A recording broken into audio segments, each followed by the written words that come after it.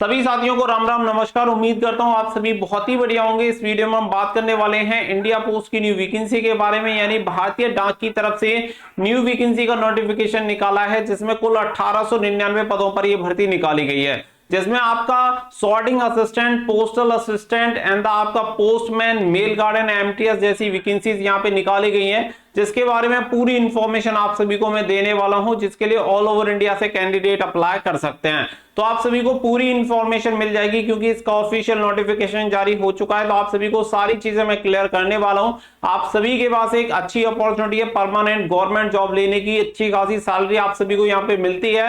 हर एक चीज आपको इसमें क्लियर हो जाएगी, क्योंकि ये vacancy 10th pass, 12th pass and graduate पास सभी कैंडिडेट के लिए निकाली गई है। तो किसी भी क्वालिफिकेशन क्राइटेरिया के साथ इसके लिए अप्लाई कर सकते हैं। अब बढ़ते हैं नोटिफिकेशन की तरफ। इससे पहले आप सभी से रिक्वेस्ट करना चाहूंगा कि अगर आपको वीडियो पसंद आए तो वीडियो को लाइक शेयर करके चैनल को सब्सक्राइब कर लें और बेल आइकन पर प्रेस कर लें, ताकि फ्यूचर में भी आपको अपडेट मिलते रहें। अगर आप हर एक नोटिफिकेशन वगैरह को पाना चाहते हैं तो आप हमारे टेलीग्राम चैनल से जुड़ सकते हैं, जिसका लिंक आपको वीडियो के डिस्क्रिप्शन में मिल जाएगा। वहां पे बहुत सारी इंफॉर्मेशन को हम आपके साथ शेयर करते रहते हैं। आगे बढ़ते हैं और आपको सारी चीजें क्लियर करते हैं। तो यहाँ पे आप सभी को बता दें कि ये जो नोटिस है आप सभी देख सकते हैं, क्लियर पूरा डिटेल नोटिफिकेशन आपके लिए जारी किया गया है। Ministry of communication, department of post की तरफ से जारी किया गया है, यानी डिपार्टमेंट ऑफ डाक की तरफ से।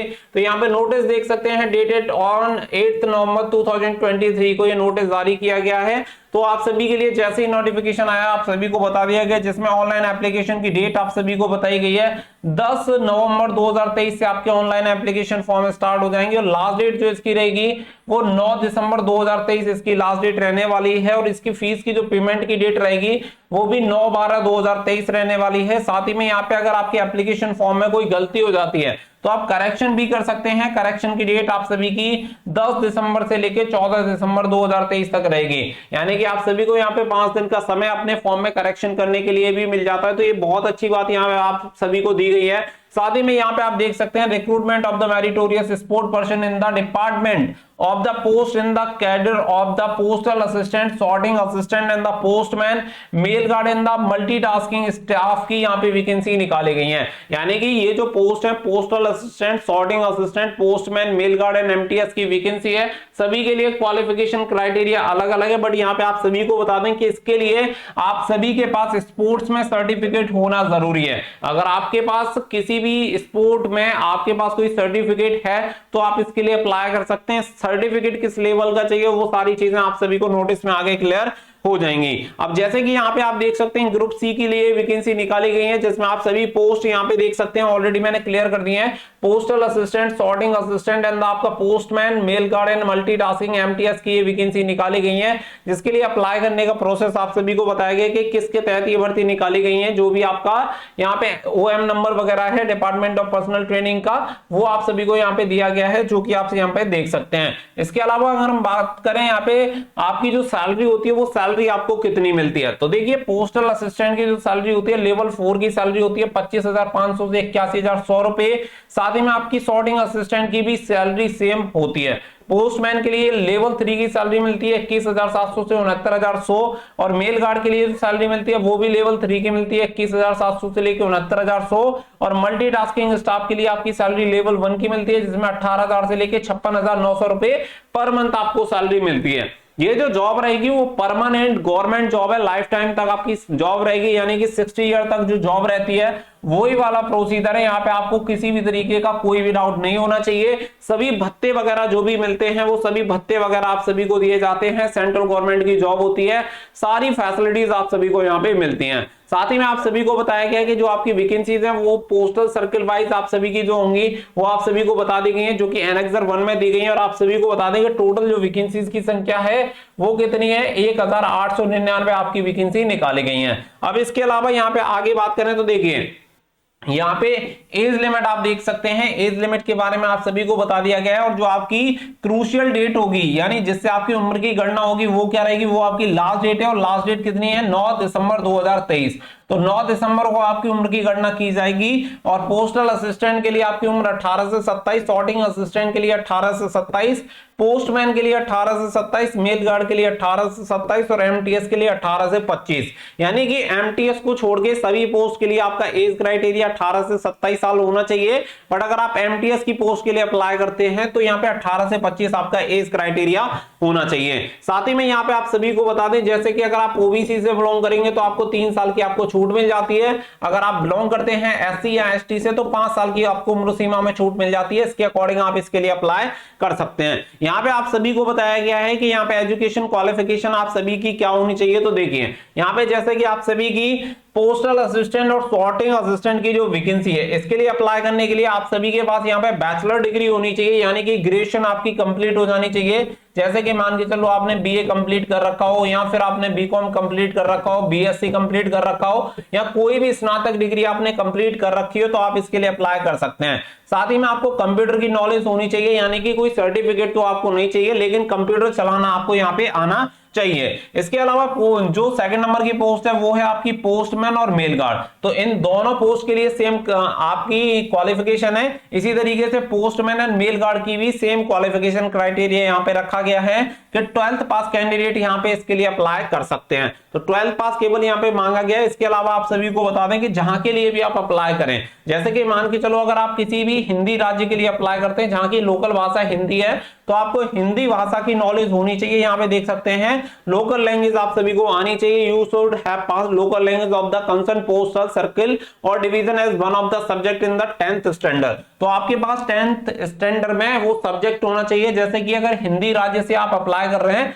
तो यहाँ पे आपका 10th में हिंदी सब्जेक्ट आपके पास होना चाहिए। पंजाब से अप्लाई कर रहे हैं तो 10th में आपका पंजाबी सब्जेक्ट होना चाहिए, तभी जाके आप इसके लिए अप्लाई कर सकते हैं। इसके अलावा आप सभी को कंप्यूटर चलाने की नॉलेज होनी चाहिए, वो आप सभी को बता दिया गया है। और साथ ही में यहाँ पे आपके पास एक वैलिड ड्राइविंग लाइसेंस आप सभी का 2 व्हीलर का यानी लाइट मोटर व्हीकल आप सभी के पास होना चाहिए, तो आप इसके लिए अप्लाई कर सकते हैं। इसके अलावा यहाँ पे पॉइंट नंबर 3 पे बात आती है, तो यहाँ पे एमटीएस की जो पोस्ट है, एमटीएस के लिए केवल आप सिंपल 10th पास आपने कर रखी है, आप इसके लिए अप्लाई कर सकते हैं। किसी भी कंप्यूटर नॉलेज या ड्राइविंग लाइसेंस वगैरह के बारे में कोई भी बात नहीं की गई है। सिंपल आप सभी को बोला गया है कि 10th स्टैंडर्ड आपने पास किया हो किसी भी मान्यता प्राप्त बोर्ड से, आप इसके लिए अप्लाई कर सकते हैं। अब देखिए यहाँ पे आप सभी को बताया है पॉइंट नंबर 6 पे कि यहाँ पे मेरिटोरियस स्पोर्ट पर्सन, यहाँ पे जो आपका सर्टिफिकेट होना चाहिए वो किस लेवल का होना चाहिए, वो आप सभी को यहाँ पे क्लियर किया गया है। यहाँ पे आप सभी देख सकते हैं कि हु हैव रिप्रेजेंट स्टेट और कंट्री। तो आप सभी को बता दें इन द नेशनल और international competition in any of the sport games mention in the para number 7 of the notification. तो यहाँ पे आप सभी को बता दें कि गेम्स नीचे आप सभी को दिए गए हैं कि अगर इन गेम्स में आपने स्टेट और कंट्री को रिप्रेजेंट किया, जिसमें आप सभी को बताया गया नेशनल और इंटरनेशनल गेम्स में अगर आपने पार्टिसिपेट किया है तो आप इसके लिए अप्लाई कर सकते हैं।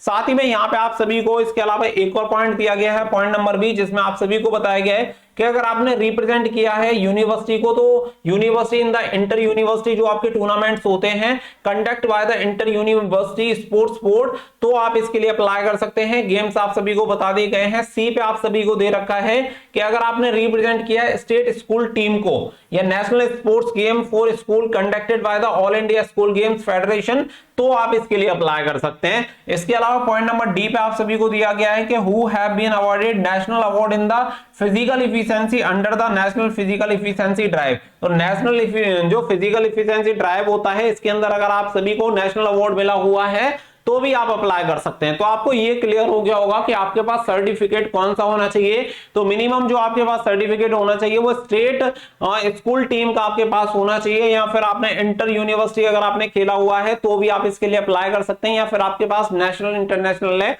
तो वही बात ही अलग है। उसके लिए तो डेफिनेटली आप इसके लिए अप्लाई कर ही पाएंगे। यहाँ पे टोटल जो गेम्स की संख्या है वो आप सभी को दे रखी है, आप देख सकते हैं टोटल कितने गेम्स में आप इसके लिए अप्लाई कर सकते हैं। तो टोटल 65 गेम्स आप सभी को दिए गए। तो ऑल ओवर अगर आप देखें तो बहुत सारे गेम्स, यानी मैं कहूंगा ऑलमोस्ट सभी गेम्स में आप सभी के पास सर्टिफिकेट है।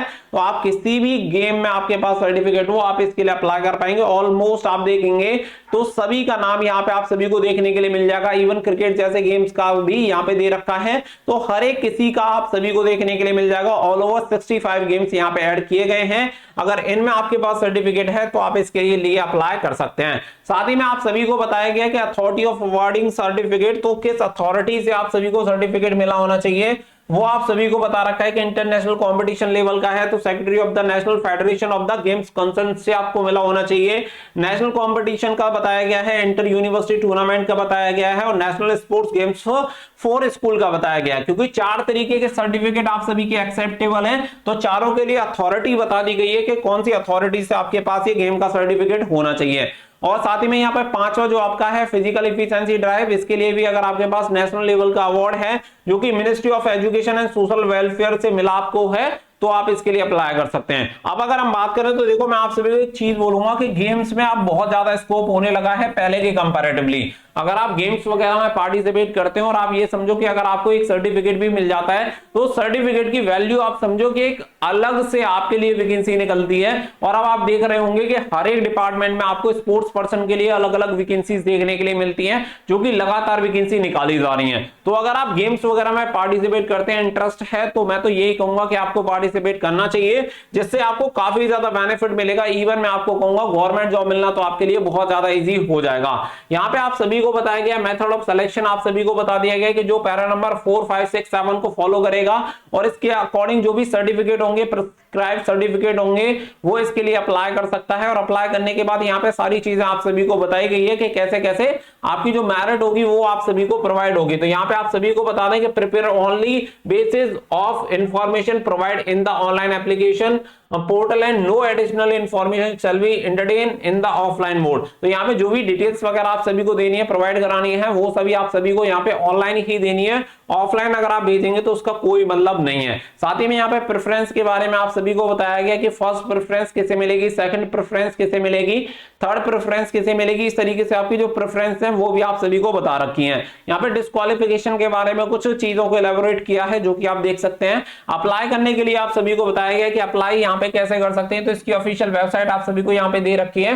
इस वेबसाइट पे जाके आप अप्लाई कर सकते हैं। मैं वीडियो के डिस्क्रिप्शन में या फिर एक काम करिएगा, टेलीग्राम पे आप सभी को लिंक प्रोवाइड करा दूंगा, आप टेलीग्राम से कनेक्ट हो जाइएगा ताकि आप सभी को वहां पे इसकी लिंक मिल पाए और आप वहां से इन ग्रुप सी की वैकेंसी के लिए अप्लाई कर पाए। तो यहाँ पे हर एक चीज मैंने आप सभी को क्लियर कर दी है। साथ ही में अगर मैं एप्लीकेशन फीस की अगर बात करूं तो देखो, एप्लीकेशन फीस केवल आपकी 100 रुपीज रहने वाली है। और साथ ही में अगर आप वुमेन हैं, SC ST हैं या EWS कैटेगरी हैं या फिर PWD कैंडिडेट हैं, तो आपको फीस इसके लिए पे नहीं करनी है। Only for other and OBC candidate को फीस पे करनी है, बाकी की सभी कैटेगरी के लिए एग्जाम्प्ट रहेगा, कोई भी फीस नहीं है। और इन कैटेगरी के लिए भी केवल 100 रुपीज यहाँ पे आप सभी को फीस पे करनी है। तो आप सभी के पास एक बहुत बड़ी अपॉर्चुनिटी आप सभी देख सकते हैं। करेक्शन विंडो वगैरह के बारे में सारी डिटेल्स आप सभी को दे दी गई है। तो हर एक चीज यहाँ पे आप सभी को नोटिफिकेशन में बताई गई है। बाकी का सर्कल वाइज जो आपकी वैकेंसीज हैं वो आपको बता दी गई है कि आंध्र प्रदेश में कौन सी पोस्ट के लिए कितनी वैकेंसी है, टोटल नंबर ऑफ वैकेंसी यहाँ पे इस तरीके से आप सभी को बताई गई है।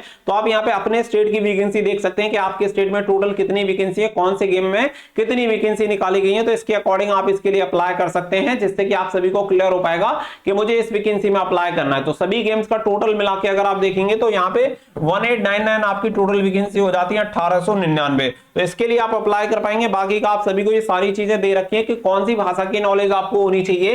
जैसे कि अगर आप आसाम के लिए अप्लाई करते हैं तो आसमी, बंगालियन, बोडो 10th में आपके पास होनी चाहिए। इनमें से कोई एक भाषा तो अप्लाई कर सकते हैं। बिहार के लिए अप्लाई करते हैं तो हिंदी होना चाहिए। छत्तीसगढ़ के लिए हिंदी होना चाहिए। दिल्ली के लिए अप्लाई करते हैं तो हिंदी होना चाहिए। गुजरात के लिए या दादरा नागर हवेली के लिए अप्लाई करते हैं, दमन और दीव के लिए अप्लाई करते हैं तो गुजराती आपके पास होना चाहिए। हरियाणा के लिए हिंदी होनी चाहिए। हिमाचल प्रदेश के लिए हिंदी होनी चाहिए। तो स्टेट के अकॉर्डिंग आपको यहाँ पे भाषा भी बता दी गई है। और बाकी के जो भी आपके सर्टिफिकेट वगैरह के फॉर्मेट है वो आपको सभी एनेक्सर यहाँ पे दे रखे हैं। तो उम्मीद करता हूँ कि इस भर्ती के बारे में ईच एंड एवरीथिंग आप सभी को क्लियर हो गया होगा। तो मैं आप सभी को कहूंगा, अगर आप स्पोर्ट्स पर्सन हैं, आपके पास सर्टिफिकेट वगैरह का कुछ है, तो आप जरूर से इसके लिए अप्लाई करें। आप सभी के पास एक सुनहरा मौका रहेगा, क्योंकि आप सभी को बता दें कि only basis of the trial के बेसिस पे ही आपको यहाँ पे जॉब मिल जाएगी। यानी आपका जो गेम का ट्रायल होगा उसी के बेसिस पे आपको जॉब मिलनी है। बाकी का रिटन एग्जामिनेशन वगैरह जैसा कोई प्रोविजन यहाँ पे होता नहीं है। तो बहुत ही सिंपल प्रोसेस में आपको ये जॉब मिल सकती है।